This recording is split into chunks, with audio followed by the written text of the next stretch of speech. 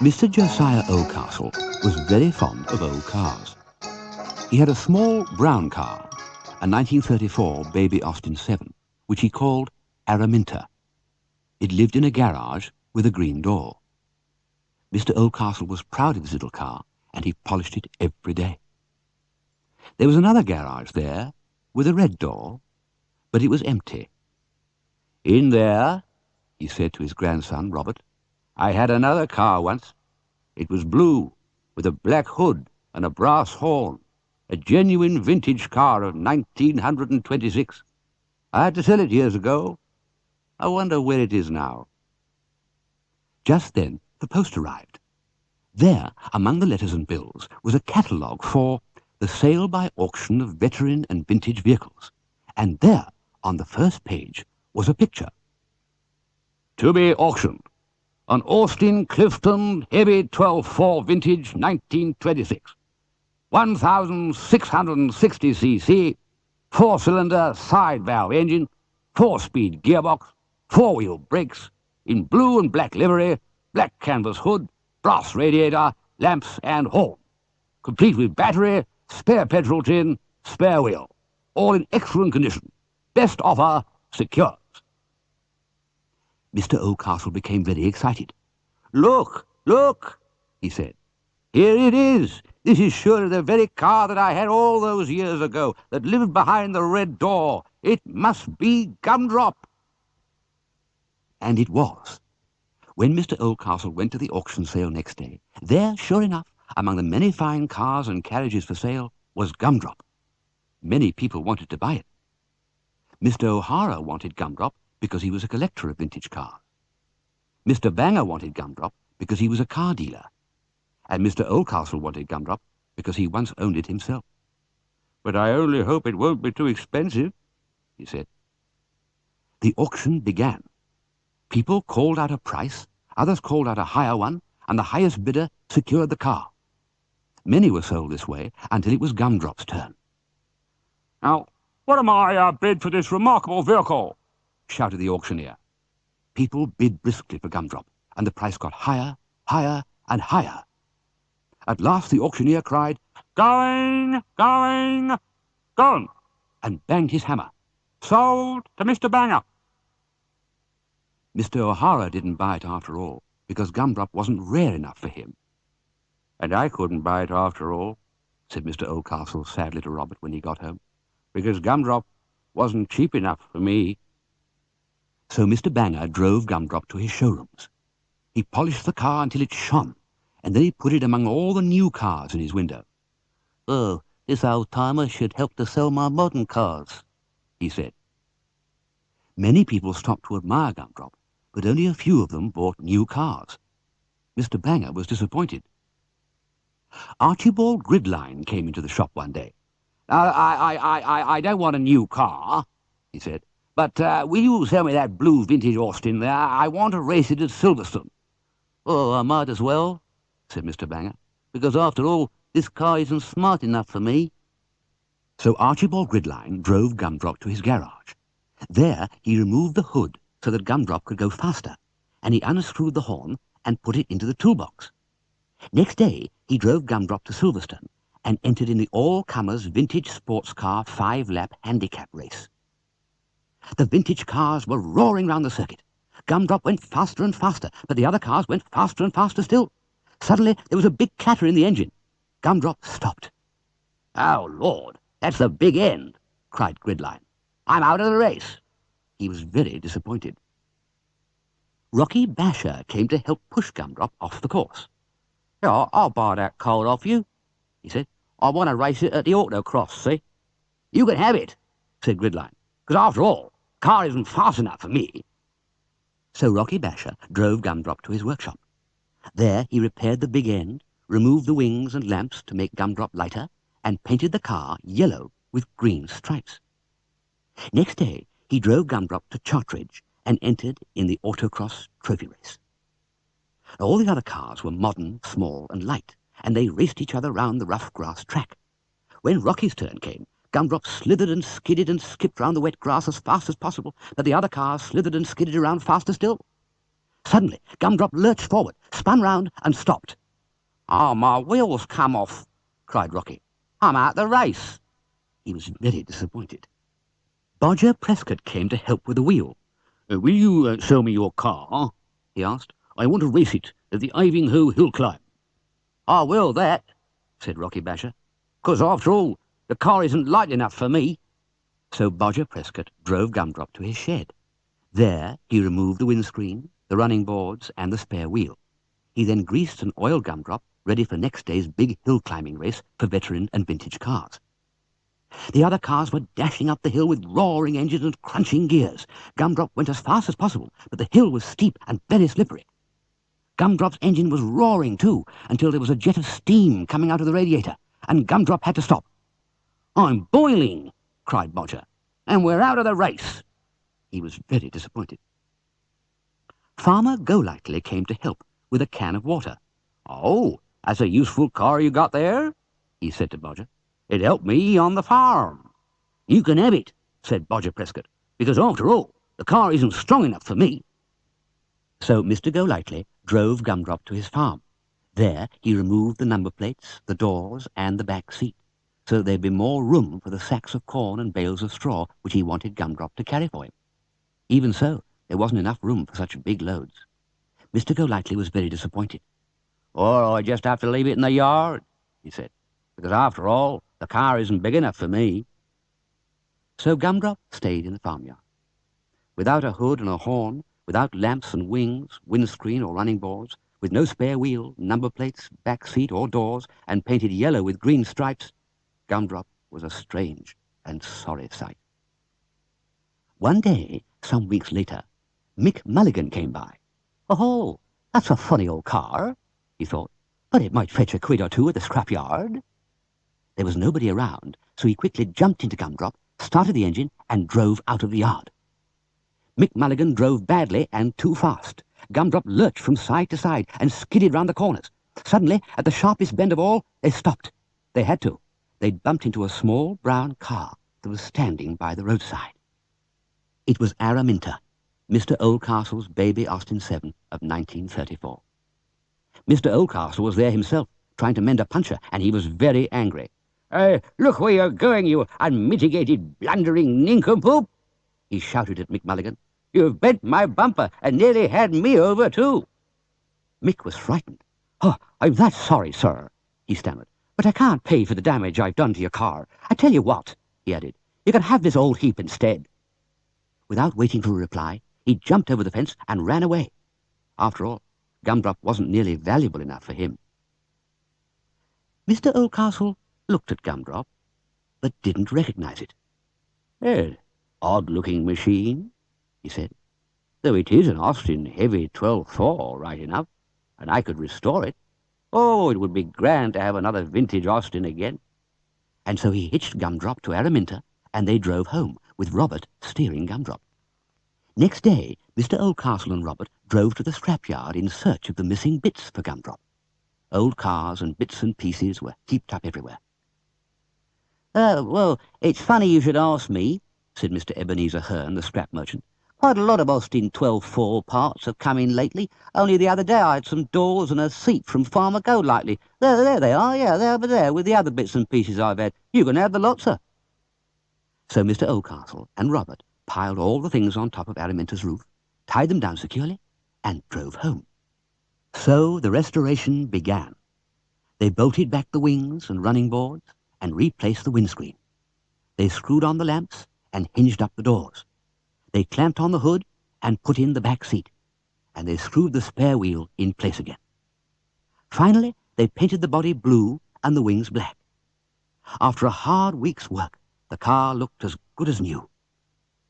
"Do you know, it looks exactly like my old car now," said Mr. Oldcastle, "though I wish that this car was actually Gumdrop itself." Just then, Robert was rummaging in the toolbox. while Mr. Oldcastle polished the engine. I wonder, he thought, if after all... He looked at the engine number. C4478. The same, he shouted. The same number. This must actually be... It is! It is! Shouted Robert in turn as he pulled out the shiny brass horn. This is our own original Gumdrop after all. So Mr. Oldcastle got Gumdrop back again. They drove proudly to the town next week to take part in the vintage car display. Farmer Golightly was there, and he gave Mr. Oldcastle's Gumdrop's original number plates, which he'd taken off back at the farm. The mayor was there, and he gave Mr. Oldcastle a silver cup for the best restoration of a vintage car. And there, too, were all the people who had owned Gumdrop since the vintage auction sale. They came up to admire Gumdrop and to congratulate Mr. Oldcastle. There was Mr. O'Hara, for whom Gumdrop wasn't rare enough. There was Mr. Banger, for whom Gumdrop wasn't smart enough. There was Archibald Gridline, for whom Gumdrop wasn't fast enough. There was Rocky Basher, for whom Gumdrop wasn't light enough. There was Bodger Prescott, for whom Gumdrop wasn't strong enough. There was Farmer Golightly, for whom Gumdrop wasn't big enough. There was Mick Mulligan even, for whom Gumdrop wasn't valuable enough. And finally, there was Mr. Josiah Oldcastle, who got his old car back and would keep it forever. For him, Gumdrop was certainly more than good enough.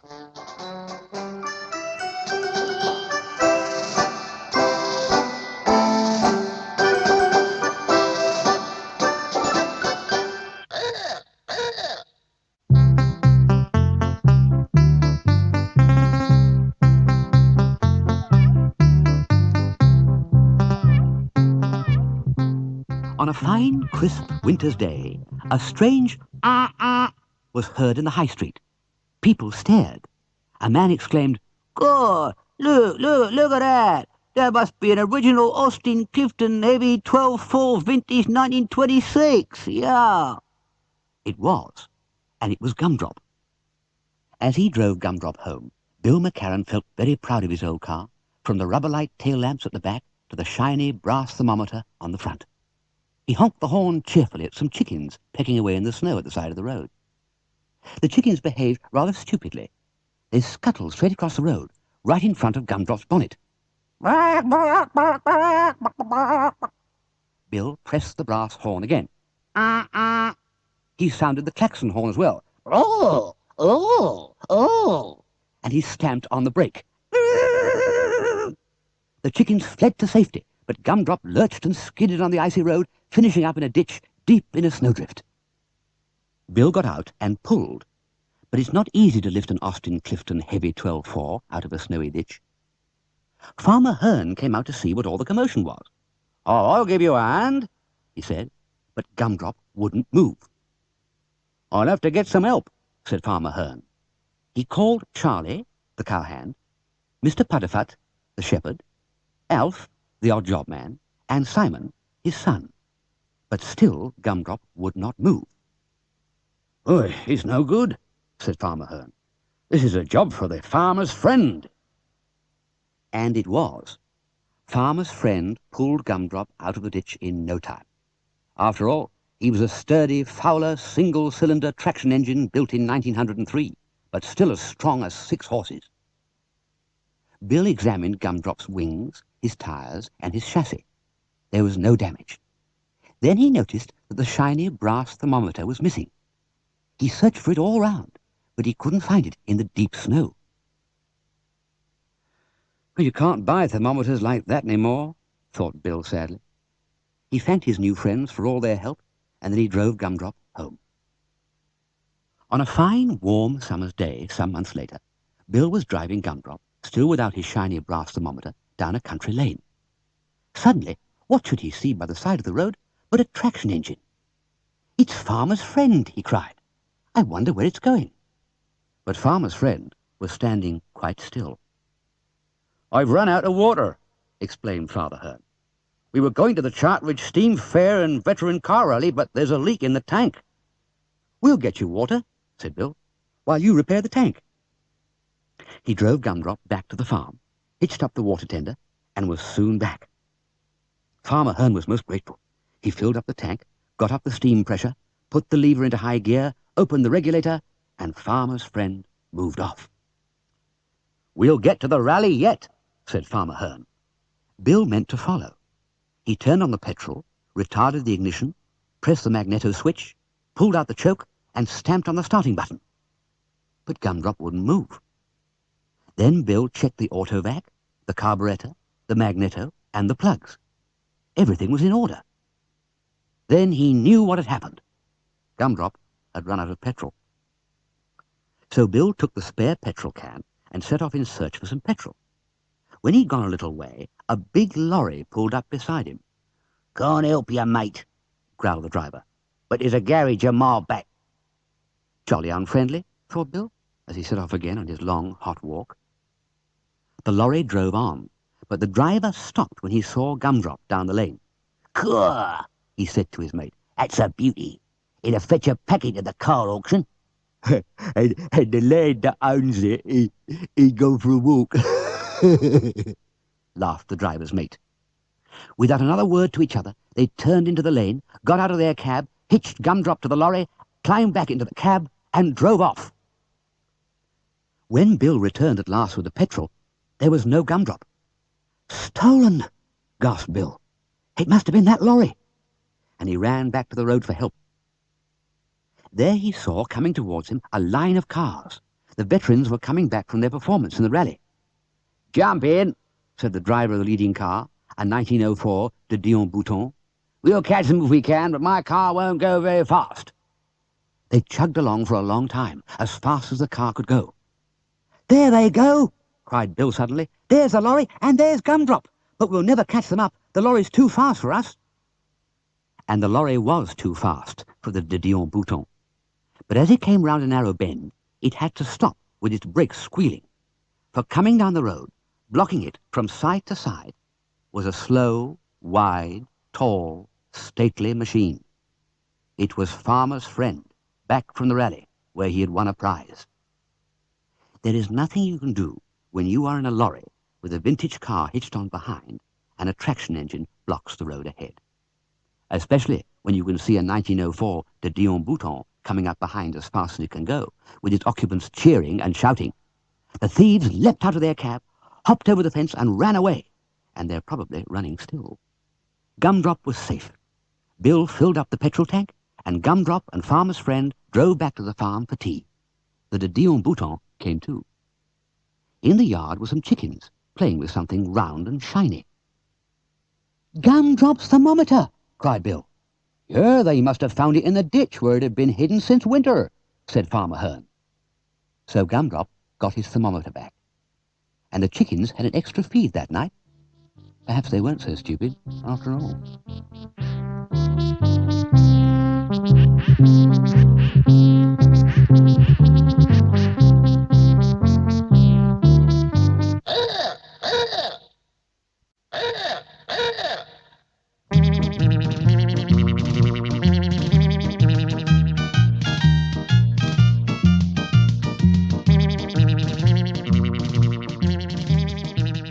Mr. Josiah Oldcastle lived in a small house in the country, and he liked it very much. He had a small garden, which he liked even more. There was also a small garage with large red doors, and inside the garage was something which Mr. Oldcastle liked best of all. It was a blue car with a black hood and a brass horn. It had 4 large wheels and 4 small lamps and a brass thermometer. It was an Austin Clifton Heavy 12-4, vintage 1926, and it was called Gumdrop. One fine morning, a letter arrived. "Oh, it's from BBC Television in London," cried Mr. Oldcastle, "and they want Gumdrop to appear on a programme tomorrow afternoon at 3 o'clock. Mr. Oldcastle was delighted. "Well, millions of people will see Gumdrop," he thought, "so I'd better polish him up until he shines." And he did just that. The sun was shining when he set out next morning, so Mr. Oldcastle put Gumdrop's hood down. At 11:45, they crossed Tower Bridge and drove past the Tower of London. Suddenly, a yeoman of the guard came hurrying towards them. My name is Biffin, sir. I'd be very much obliged for a lift to Westminster. I can't go by bus because they won't let this partisan of mine on board. Jump in, then, said Mr. Oldcastle, and the grateful beefeater, holding the awkward weapon above his head, did just that. It was 12:15 when they reached St. Paul's Cathedral.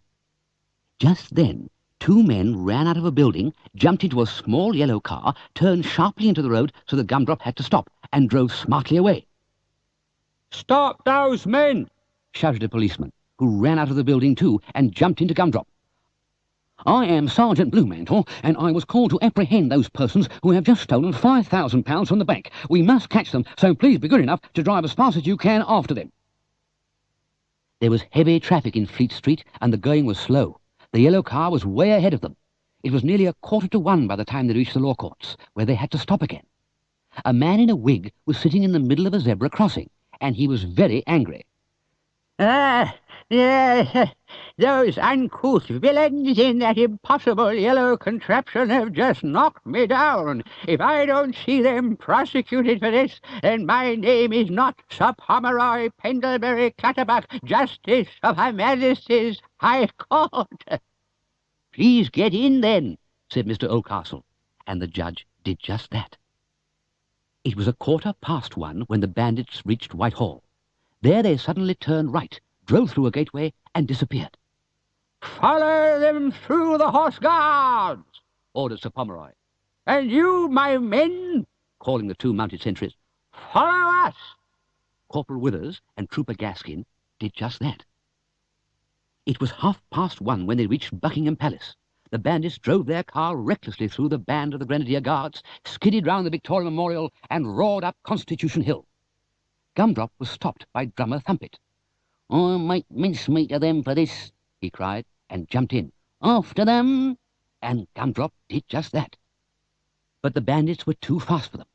Gumdrop pursued them back to Piccadilly Circus and Trafalgar Square. "I shall be late for the programme on television if this goes on much longer," complained Mr. Oldcastle, driving as fast as he could through the traffic jams. "Yes, but we must arrest those fellows first," said Sergeant Bluemantle. "And have them up in court," added Sir Pomeroy. "So hurry up, man!" And Mr. Oldcastle did just that. In Parliament Square, Big Ben struck 2, and the bells of Westminster Abbey joined in. It was getting very late. By now, the yellow car was out of sight. Gumdrop couldn't go very fast because the weight of Mr. Oldcastle, Beefeater Biffin, Sergeant Bluemantle, Sir Pomeroy Pendlebury Clutterbuck, and Drummer Thumpet had slowed him down considerably. It was just as well that Corporal Withers and Trooper Gaskin had their horses to ride on. Hey, they went up that street there, said Lance Corporal Albert Gunner, a Chelsea pensioner, when they stopped to ask him. "Get in, then," said Mr. Oldcastle, "and show us the way." And Lance Corporal Gunner did just that. It was nearly 2:30 when they reached the Albert Hall, and it was getting extremely late, but they had to stop again to allow members of the Philharmonic Orchestra to cross over from the Albert Memorial. "If you are chasing that yellow menace that nearly had us over just now, then I will come and show you which way they went," cried Mr. Owen Llewellyn, the trombone player. "Indeed, to goodness I will." And he did just that. "I shall never get to Television Centre at this rate," protested Mr. Oldcastle. He drove on as fast as he could until they came to Shepherd's Bush. "There they go!" cried all the passengers in Gumdrop. "We'll catch them yet." But the yellow car was too fast for them again. It roared up a straight road. It was almost out of sight when suddenly the bandits saw a police car in the road. They turned their car sharply and drove through an open gate. Gumdrop went after them, and the police car followed behind.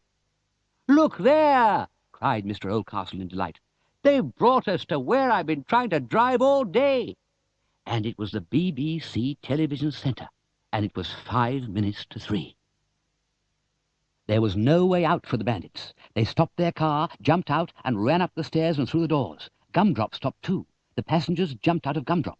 The policeman jumped out of the police car, and they all ran up the stairs and through the doors after the bandits. "They might get out through the back and escape," said Sergeant Bluemantle to Mr. Oldcastle. "Let's try to head them off then," said Mr. Oldcastle. He turned Gumdrop round and did just that. He drove Gumdrop through a wide doorway into a curved corridor which ran round the whole building. They turned a corner, and there they had to stop. The bandits were running towards them, and all the others chasing the bandits were running too. Gumdrop was blocking their way, so the bandits opened the door and ran straight in.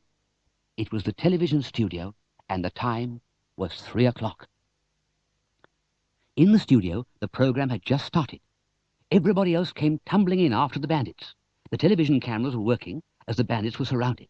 They were held fast by the policeman from the police car as Sergeant Bluemantle handcuffed the robbers. So ended Gumdrop's journey to London. It had turned into a wild chase through London after 2 desperate bank robbers, and Mr. Oldcastle had nearly missed his program on television. But he didn't after all. Instead, he helped to arrest the criminals in front of the television cameras, and 3 million people who watched the program saw him do it. "This is all thanks to Gumdrop," said the presenter of the program to his huge audience, as Gumdrop was pushed into the studio. The cameras were still working away. "So join us now in a song to celebrate Gumdrop, that astonishing and exceptional Austin Clifton Heavy 12-4 Vintage 1926.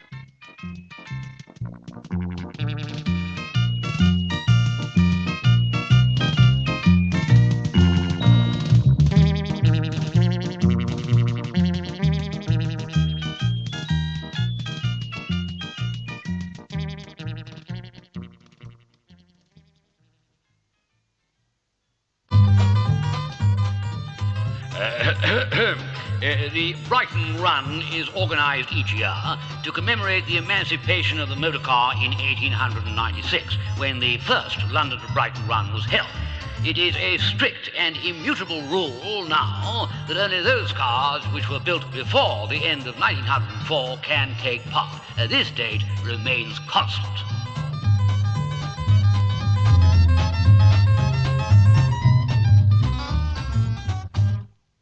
On a sunny Sunday morning in early November, only a few cars could be seen at Hyde Park Corner in London. But one was the most extraordinary car indeed.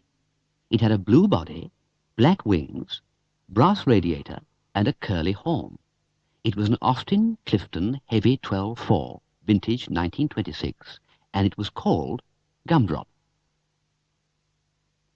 This was the day of the famous annual Brighton Run for Veteran Cars, and Mr. Josiah Oldcastle was driving Gumdrop to join them on his first run. "Oh, it'll be grand to drive to Brighton," he said to his dog Horace, "and lots of people will admire Gumdrop. What's more, we might even appear on television." Horace gave a happy bark. The veteran cars were already lined up in the park when Gumdrop arrived. Lots of people admired them. But strange to say, hardly anyone looked at Gumdrop. Mr. Oldcastle couldn't understand this until the secretary of the club came up and spoke sternly. "Sir, your car is not old enough to join the Brighton Run. It is a strict rule," he went on, "that no car which was made after 1904 can take part. Gumdrop here was made in 1926, so he is only a vintage car. He is not a proper veteran." "Not old enough?" Mr. Oldcastle was vastly disappointed as he watched the veterans drive off. "Well, no Brighton for us," he told Horace. "No admiration, and certainly no TV." Just then, a yellow omnibus appeared, full of Chelsea pensioners. "Oi! Oi! Wait for us!" shouted the driver, but Mr. Oldcastle stopped him. "Oh, no, you can't join the Brighton Run because you aren't old enough either." And then he had an idea. "I'll tell you what. We shall have our own Brighton Run, and as we are not proper veterans, we shall not go by the Brighton Road, but on side roads instead." The pensioners cheered, Horace barked, Mr. Oldcastle started Gumdrop's engine, and they were off. So they drove out of London and were about to turn off the Brighton Road when a man stopped them. His yellow veteran car had broken down, and he had to get to Brighton in time. Of course, Mr. Oldcastle offered him a lift. Mr. Thornycroft got into Gumdrop, and they were off. Soon they were in the country. Suddenly, at a crossroads, they had to stop, because there came a wheel all by itself, and behind it came a veteran car on 3 wheels only, out of control, and from the opposite direction came a truck, fast. There will be a dreadful accident. In a flash, Mr. Oldcastle knew what he had to do. He drove Gumdrop forward and stopped. The veteran car bumped into Gumdrop's big wheel and stopped too. The truck saw Gumdrop, braked, swerved, and slid into a ditch. Whew! A dreadful accident was avoided. Boofy Greenhorn of the truck was grateful as Gumdrop pulled it out of the ditch. "That's a bit of luck," he said. "We were hurrying to film the Brighton run for TV tonight and thought we'd miss them." "But we are not the proper veteran," began Mr. Oldcastle, but Boofy interrupted. "You're old crocs, aren't you? We were supposed to film the old bangers, and film you we shall." And he ran back to his truck. "My word," thought Mr. Oldcastle. "Gumdrop is going to Brighton after all, and it looks as though he'll be filmed for TV too." After some miles, they saw a strange bicycle. "That's old Dusty Miller on his penny farthing," exclaimed one of the pensioners. "Come and join our Brighton run." After a few more miles, Horace jumped out of Gumdrop and dashed round a corner. There was another cocker-spaniel called Max sitting there in a steamroller.